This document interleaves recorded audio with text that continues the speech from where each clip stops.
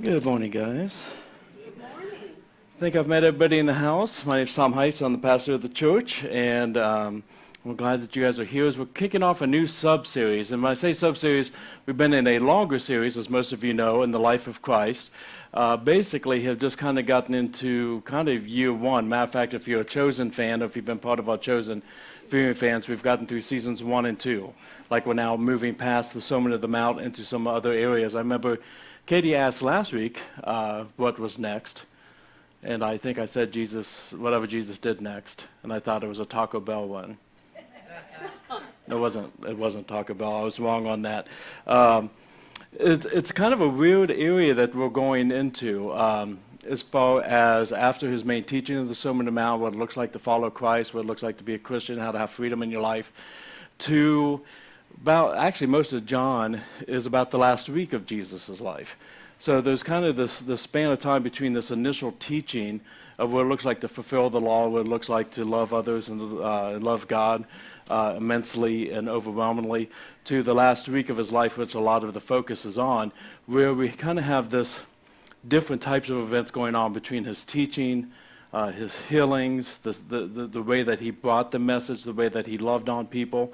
And so between these 2 points, what I'm going to try to do is kind of do it in groupings of the type of things that he did over that year and a half. And if you remember, before we took this big old detour to Matthew 5, 6, and 7, we were going through Luke as our primary scripture to study the life of Christ. So we're going to be going back to that. And right after the Sermon on the Mount, the first thing we have is Jesus healing somebody. So we're going to spend a few weeks looking at some, not all, but some of the healings of Christ, how he did them, why he did them, what it means to us today, the whole 9 yards. And I think it could be a pretty freeing time together for some of us, depending on what we're going through. To heal simply means to make something whole again. If there's a healing in a physical struggle, mental struggles, emotional struggles, relational struggles, whatever the case may be, it simply means the heal is to make it whole again. And there's many reasons why Jesus would do healings. I mean, one, because he cared about people. Two, because it did serve as evidence for the message that is behind what he is talking about. As a matter of fact, today's, and I think we're going to see this as a pattern, oftentimes the healing or the miracle is almost the B storyline to whatever he's truly doing, something that's bigger that is bringing evidence to. But it's also the reason why we find healings. And again, he didn't heal everybody, but he did have healings. We'll talk about that as we go too.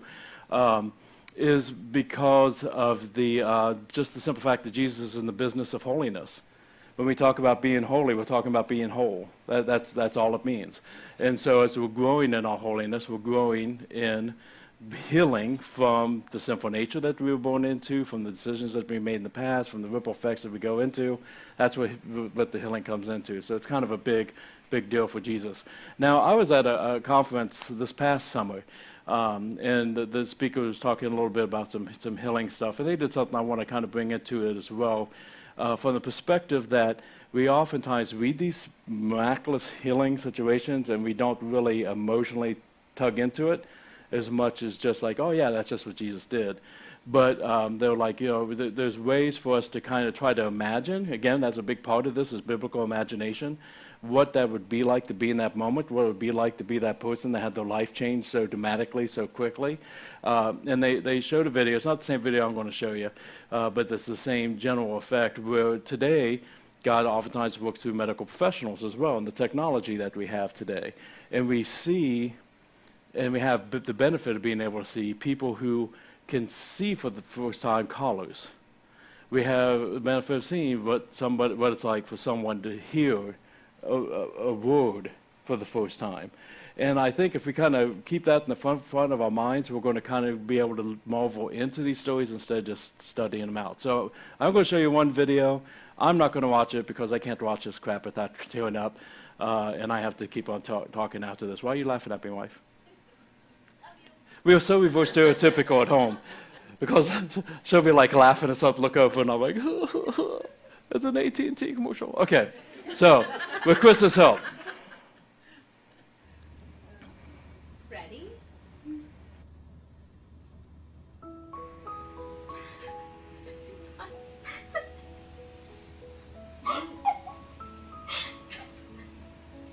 You hear yourself, huh?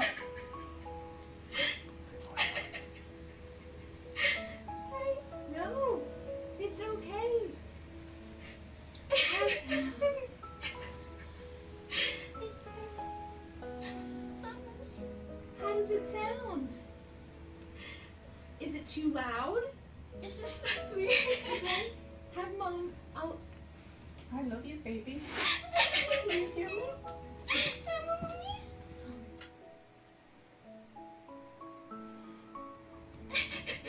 It's just noise.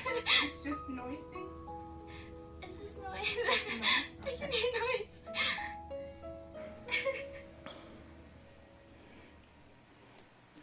And then, like, right after that, there was her boyfriend also, his hearing appeared, and he proposed and said, I love you, and it's just, we don't need all that. But you get the gist. You get the, what? You guys want that? Who wants to reenact it with me? No, I'm just kidding. Hi, Jessica. You almost got pulled into something. Okay, so let's get into it. Luke 7. Again, kind of bring that aspect into what's going on behind the scenes here. But with Luke 7, starting out verse 1, we're going to read the whole stinking thing, and then we're going to talk about all of it step by step. This is a parallel verse, which means that this particular testimony is in two different areas of the Gospels. Luke wrote about it, and Matthew wrote about it. I'm going with Luke's, not just because we were in Luke, but Luke being one who took and went out and investigated by talking to so many witnesses and putting together his gospel from more of a almost kind of educated standpoint instead of just an experimental experience standpoint.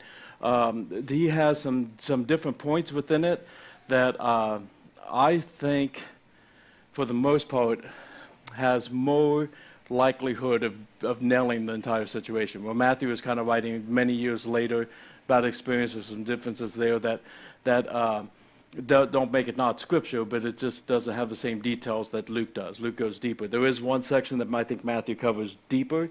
Again, that's in Matthew 8 if you want to look at it later, and we will look at that particular section. But Luke is going to be our main foundation. So with all of that said, this is what we come down to. It says, after Jesus had finished all his sayings in the hearing of the people, he entered Capernaum. Now a centurion had a servant who was sick and at the point of death, who was highly valued by him. When the centurion heard about Jesus, he sent to him elders of the Jews, asking him to come and heal his servant. And when they came to Jesus, they pleaded with him earnestly, saying, he is worthy to have you do this for him, for he loves our nation, and he is the one who built us our synagogue. And Jesus went with them. When he was not far from the house, the centurion sent for him, saying to him, Lord, do not trouble yourself, for I am not worthy to have you come under my roof. Therefore I did not presume to come to you, but say the word, and let my servant be healed. For I too am a man set under authority, with soldiers under me. And I say to one, go, and he goes. And to another, come, and he comes. And to my servant, do this, and he does it. When Jesus heard these things, he marveled at him, and turning to the crowd, they followed him. Said, I tell you, not even in Israel have I found such faith. And when those who had been sent returned to the house, they found the servant well.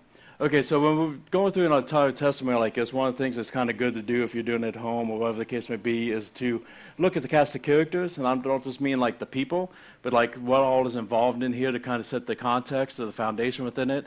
Jesus is an evident one. I think we're learning more about Jesus. We've got kind of his heart through the Sermon on the Mount, and real things are headed from his message and where he's headed next. But one of the cast characters to look at is the city that he's in. Because he's in Capernaum. How many people have heard of Capernaum?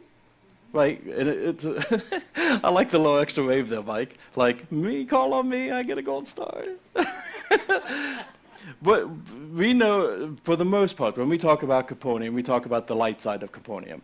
It's basically Jesus' home after he starts his public ministry. He never had his own house during the public ministry, but Capernaum was kind of his home base, per se. And the closest thing they had to a home at that point, Simon Peter, his main apostle, his best friend, had a home very close to the synagogue there where Jesus taught, where Jesus healed, where Jesus cast out demons.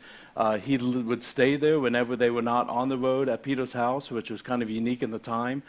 Peter did a little bit better fishing than what the Chosen kind of gives us a view of, because his house, and we still have the foundation of his house that's been excavated today, is pretty good size for that era, for that time. So for him and his wife to live there, for his mother-in-law to live there, No mother-in-law jokes on that, but that was unique because when his mother-in-law got to the age of being cared for, according to the law, it should have been one of her sons, her oldest son, taking care of him. But Peter said, no, we'll do that, and brought her in. Andrew lived there, his brother, and Jesus lived there as well, at least those when they were there. So it's the closest thing he has to home. This is where he, again, was preaching in the synagogue. We talk about it a lot. We'll talk about how do we find out what the will of God is for my life. We always go to that story when it all started out in the synagogue, and he went to the house and healed Peter's mother-in-law, and people heard about that and the cast out demons. And remember, the whole town came to the front door, and he was healing people left and right. We hear about a lot of the kind of the upside of Capernaum. The challenge is, what we don't focus on a lot within those, is Capernaum is kind of the perfect example for the Lord, Lord, and what we talked about a couple weeks ago, remember that? When people say to me, Lord, Lord, and I'll say, I never knew you. Capernaum was that type of town. They saw all this, they heard all this, they experienced all that, but for the most part, it was not a Christian town. For the most part, they liked Jesus, they liked being associated with Jesus, but that it did not go well at all. Matter of fact, you can write it down, I'll just go to it because it's a couple pages. Luke 10, verses 13 through 15 is actually through 16 as well.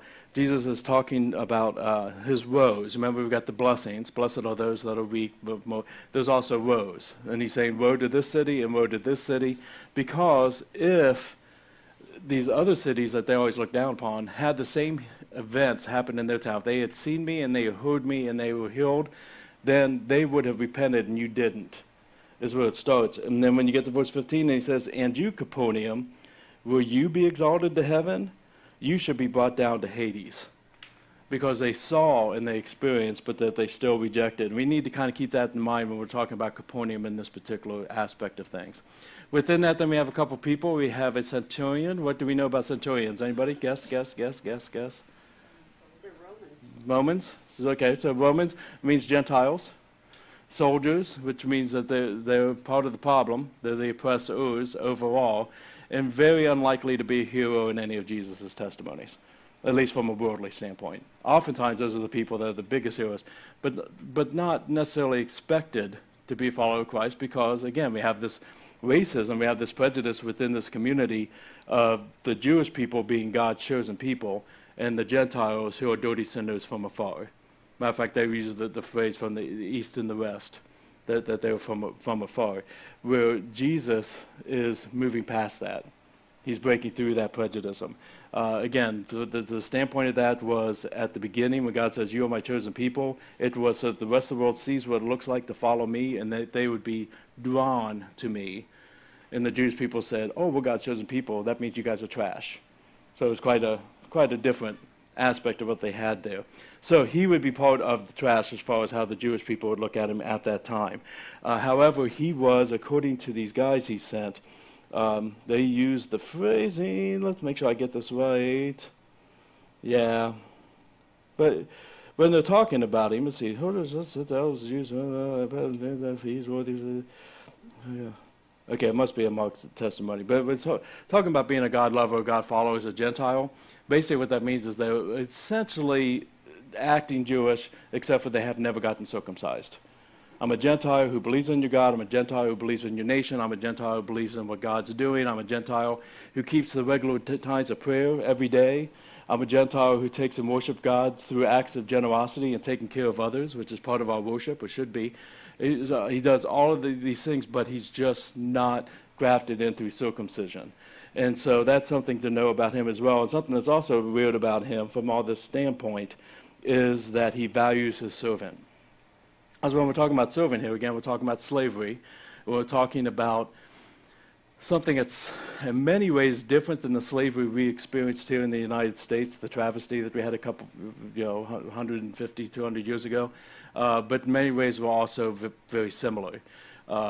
Different from the standpoint that oftentimes you were put into slavery because you chose to, because of a debt, or your father did, and put you into slavery, your family into slavery, instead of just being kidnapped from your own land and stolen, but still treated like crap, treated horribly. They would be branded sometimes, physically mutilated sometimes, especially as men. They would have, he didn't get castrated, but that doesn't mean they all had all of their physical sensitivities still, because they didn't want to have to figure out if they could trust them with their wives or their children at home, so they would actually mutilate them that way sometimes. They were oftentimes sexually abused, the women. It's just not a culture that really respected slaves for the most part. One of the reasons he would have is, as a God-fearing man, in the law, there were laws about how you treat slaves. And he followed those laws and valued people for their life instead of just their position within it. And then we find out that the servant who is valued, that centurion's good, but the servant himself still was struggling in a culture that's horrible. There's actually a story that we have historically, not in the scripture, but historically, of a slave woman who was killed, actually crucified, if I remember correctly, because she did the master's wife's hair and she didn't like it. And that kind of tells you about the culture. So it's good that he valued him, and it's good that this servant is valued, but he's going through a miserable time. Here it talks about, it's kind of surprising to me that Luke doesn't go into details as a physician, but again, Luke is worried about the A line more than the B line. Mark tells us that he was paralyzed and that he was in severe suffering, is what the servant was going through. So with that, let's talk a little bit about what happens and what's the A story and what's the B story. Because there is no 1, 2, 3, 4 of what Jesus does to heal somebody, and it always works. Or you do 1, 2, 3, and 4, and it always works that you get an immediate healing. So we're going to go through these a little bit. We do have some note takers. Yeah, I love note takers. So we'll break them into some points and just go through the testimony as we go. So the first one we're going to give you with the help of Chris is this. We don't deserve his move, but he does move. We don't deserve his move, but he does move. One of the things I think that stands out in this particular testimony especially is something that still very much happens today. It's very natural for us to feel this way, but it doesn't mean it's right. When it's time for him to send for Jesus, he doesn't come himself, does he? He sends who? The elders of the Jewish people. So he's sending kind of a team of people that's in Jesus' ballpark to kind of talk him up. And they're like, look, this is what he does. He does this, he's God-fearing, he deserves this, is basically essentially what they're saying. And we fall into that sometimes, and some of us, I talk to people all the time that are angry for decades at God because things didn't go the way they thought they would. If there's a guy that's in his later days and he's suffering miserably in the nursing home, but he was a pastor for 50 years, and he's given up so much for everybody else, and he's done so much for God. He deserves to be healed from this. If in my case, this make a portion of my mom passed a couple years ago. My mom's a hero of my faith. My mom, actually, no, I was telling Cynthia this. This was not planned because I wasn't going to talk about mom, but this is for my mom. This showed 50 years ago. And if I'm remembering wrong, don't correct me. There's a billion reasons why I could go to the throne and say, God, she deserves this. She deserves another 20 years. She deserves to be with her grandchildren. She deserves to be here. Let alone, look at what we do as a family. We deserve this. We don't deserve this. None of us deserve it. And I know there's people, and I'm trying to talk sensitive because I know how sensitive it is. I know how natural it is to feel that way. But what I deserve is hell, period. Period. Anything beyond that is just his love and grace. It's overwhelming. And so when he died on the cross and when he came back to life again after he living these 3 years on this earth, which must have just been torture for him compared to what he had before, that was such a beautiful, beautiful, merciful gift so that I could accept him as Lord and forgive him in my life so I could have everything. Everything. And so I don't deserve his movement, but the thing that's awesome about God is he moves. The challenge is trusting him to move the way he wants to instead of the way I want him to. And when he moves the way he wants to, it's always better. It's always better. I'll give you an example, this testimony. Jesus easily could have said, if the main point of the story was the healing, and we see Jesus do it in other areas, he deserves this, fine, go home, he's healed. That would have been the end of the story if that's how things worked. But it's not how things work. And so it's not slamming our natural intent of going, somebody deserves something. it is, I think, comforting that I don't, and yet he still moves. Matter of fact, I think it's awesome that Jesus says, let's go to your house. Let's go over there. Let's take this further, because there's something bigger that has to happen than just a healing in this testimony. And that's what he leans into. And so, again, his goal was holiness and to grow us into holiness, and he wasn't just concerned about the servant in this situation. Number 2, Jesus isn't for show or worldly standards. Again, one of the things you're going to find, and that I've been finding more over the last year and a half, the more I study the healings, it's just amazing to me that very seldom is there anything miraculous about the miraculous. Very seldom is there a show, very seldom is there fireworks, very seldom is there, hey, everybody come around, look what I can do. Oftentimes, there's no miraculous act. As a matter of fact, if you read this story correctly, Jesus never even said a word about the servant being healed, he just was. It's just they went home and he was. So the aspect of him trying to get a show is not necessarily what he is there for. There's something deeper that he's ready to go with, to the point that he goes with them on that journey. It's a big whoop that Jesus decided to go to this guy's house, because the guy is Gentile. In the law, at that time, according to the man part of the law that they have added to it, if a Jewish person goes into a Gentile home, they're unclean. It's forbidden. It's not allowed. And Jesus didn't hesitate for a moment. He goes, okay, let's go check this out. Let's go check this out. You have to go through a whole process to get clean again.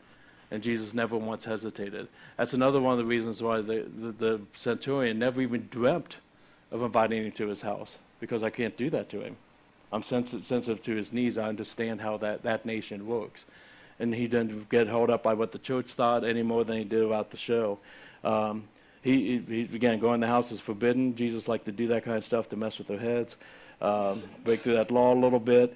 And then there's a journey to be had, because there was a bigger testimony being built. And oftentimes when there's not a miraculous one-time healing, it's because there's a testimony being built. Something bigger, something that's growing us, something that's growing that we can share with others when they're going through tough times, something that's growing us in our maturity, something that's growing us in our perseverance, something that's growing us in our awe and wonder of God. Number 3, faith matters. Faith matters. Okay, so according to Luke's telling here, and the reason I say that is because Matthew remembered it many years later as if the centurion came to Jesus. I do believe because of the details that he was sent. But he sends word, and so in this telling, and I do believe this is probably more likely, the centurion never even meets Jesus. He never even gets a face-to-face time with him, because again, that's not his point of it. He just knows that he is not worthy. He is sensitive to Jesus's needs, but he knows Jesus's authority. He knows Jesus's authority. This guy lives authority. As he's shared with his examples, I tell this guy, go, you better believe he goes. You go, come, you better believe he comes running. Whatever I say happens, because I understand authority, not because I'm egotistical, because all my authority comes from the emperor. So if the emperor tells me go, I'm going to go. And if he says come, I'm going to come. I know where my authority comes from, and I know what the authority does. I'm 100% on it. And then he says, unlike everybody else that was around in this room, I know you have authority. Whatever you say, it is. Why? Because your emperor is God, and God's authority comes to you, and you have authority over me.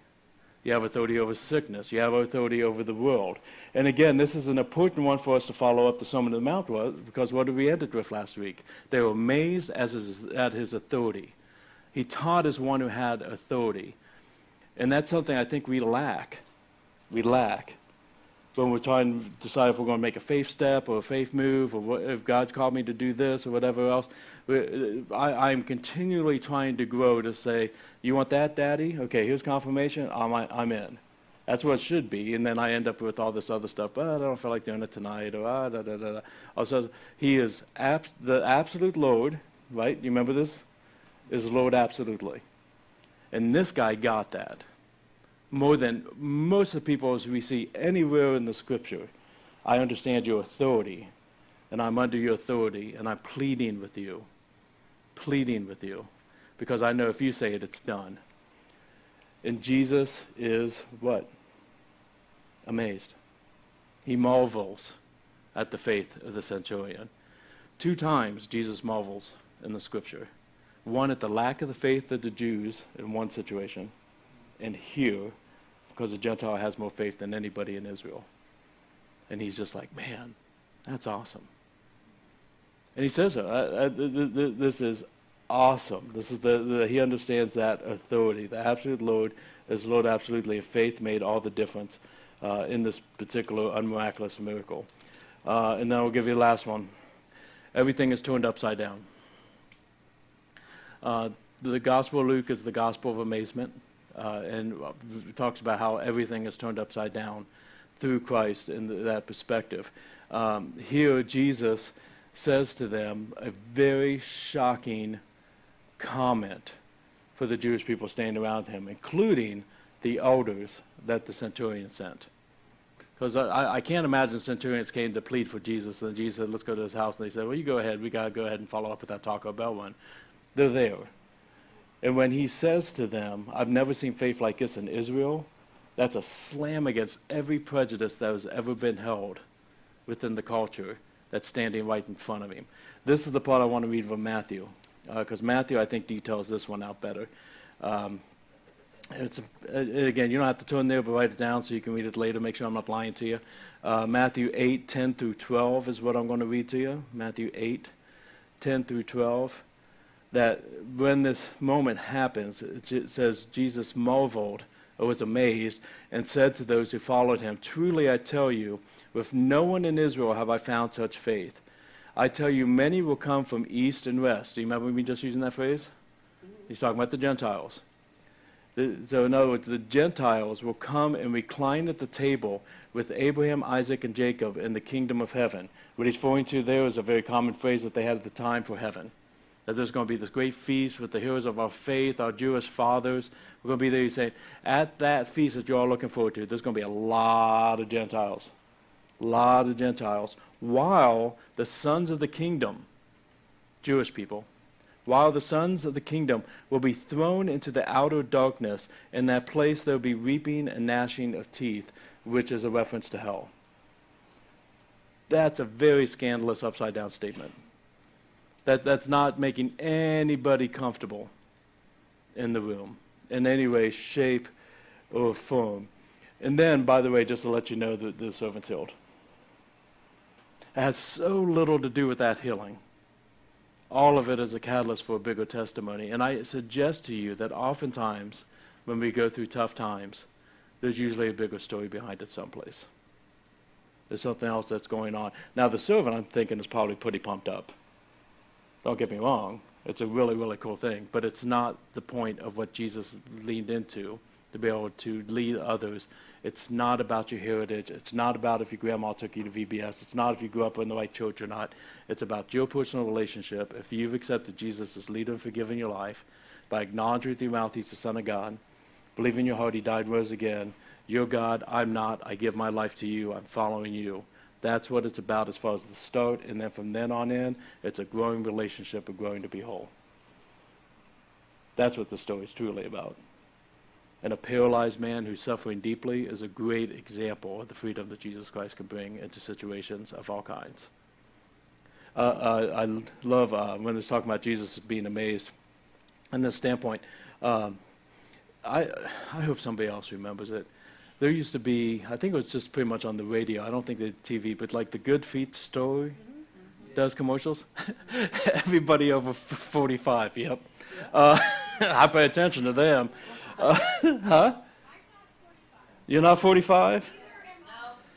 Oh my gosh. Get all the young people upset. Get all the youngins, they don't know how to control their emotions. Okay, obviously their feet hurt. No, there's one where this lady, and I'm not, please know I'm not making fun of a southern drawl, because I know some of you guys would beat me for that if I did. And I'm going to West Virginia tomorrow, so that balances out. There's one where, like, almost every story is like, I couldn't walk for 35 years. I walked in Good Feet store and walked out of there dancing and skipping. And one of them, it's the employee is talking about one of these people, and she's she's talking about, I helped someone walk for the first time after 30 years, and I was saying to them, what took you so long to get in my store so I could fix you? And then she goes, and the phrase was that drove me nuts, was like, how do you not go home and talk about that? Do you guys remember that phrase? No? I'm the only one that bugged. I mean, it was like fingernails on a chalkboard. Mary knows? Thank you, Mary. I love you. And Mary's not over 45 either. You're supposed to laugh at that. Everybody's like too scared of Mary. But for some reason, that phrase came to mind when I was reading this, like Jesus later on that day, how cool would it be back at Peter's house and Peter, like with Peter and his wife, and he's just like, how do I not talk about that? That's just awesome. This is just amazing. This is just so overwhelming. What this guy's faith was. Everybody else talking about what God did, I'm sure, but Jesus just being amazing faith. Can you imagine if Jesus was sitting there one day and just like, man, look at my child, look what they did today, just out of faith. How amazing, how amazing. I was going back through one of my earlier books when I was going through Luke on this section, and I found a section I had starred and circled. So I'll read this to you just for fun. At least fun for me. But the author writes, so what is it that amazes Jesus in this passage? Is it the fact that the Gentile, who isn't one of his followers, has already begun to live out the Jesus unorthodox command to love his enemies, the Jews? Is it that this powerful man attributes to Jesus a greater power and authority? Or is it that Jesus is amazed that a soldier possesses a faith that still does not exist anywhere in Israel? He asks for what he knows he doesn't deserve and faithfully expects to get it anyway. He asks for Hest. Hest. Do you remember Hest? I alluded to it earlier. Hest is a Greek word that's impossible to translate into one word. Oftentimes in the scripture they try to make it love, or loving kindness, or mercy, or grace. The definition that we use for Hest is when I have the right to expect absolutely nothing from somebody, and they give me everything. Give me everything. And if we can start growing in that, if we can find our holiness in that, then we're going to see some real change that happens in some mighty ways.